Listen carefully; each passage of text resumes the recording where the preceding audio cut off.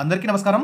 తెలంగాణ ప్రభుత్వం దసరా సెలవులపై అయితే ఉత్తర్వులైతే జారీ చేసింది. దీనికి సంబంధించి గత సంవత్సరం కంటే ఈ సంవత్సరం దసరా సెలవులు ఒక 15 రోజుల ముందే వచ్చాయని చెప్పుకోవచ్చు. దాదాపు 13 రోజుల పాటు దసరా సెలవులను ప్రకటిస్తూ ఉత్తర్వులైతే జారీ చేసింది. ఈ తెలంగాణలోని ప్రభుత్వ, ప్రైవేటు, ఎయిడెడ్ పాఠశాలలు మరియు జూనియర్ కాలేజీలు అంటే ప్రైవేట్ కాలేజీలు కానీ, గవర్నమెంట్ కాలేజీలు, ఎయిడెడ్ కాలేజీలు ఈ విధంగా వీటికి సంబంధించి వేర్వేరుగా ఉత్తర్వులైతే జారీ చేసింది.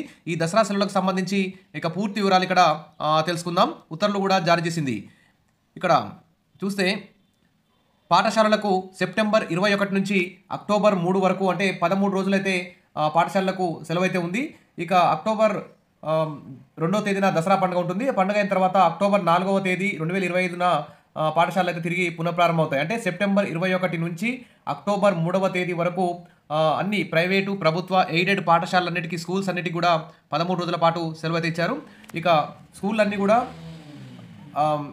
అక్టోబర్ 4వ తేదీ రోజున రీఓపెనింగ్ అయితే ఉంటుంది. ఇక జూనియర్ కాలేజీలకు సంబంధించి సెలవులు చూస్తే సెప్టెంబర్ 28 నుండి అక్టోబర్ 5 వరకు అకాడమిక్ క్యాలెండర్ ప్రకారం ఈ సెలవులు ఇవ్వడం జరిగింది. ఇక జూనియర్ కాలేజీలన్నీ ప్రభుత్వ, ప్రైవేటు, ఎయిడెడ్ కాలేజీలన్నీ కూడా అక్టోబర్ 6వ తేదీన మళ్ళీ తిరిగి తెరుస్తారు. ఇవి దసరా సెలవులకు సంబంధించి తెలంగాణ ప్రభుత్వం విడుదల చేసినటువంటి ఉత్తర్వులు.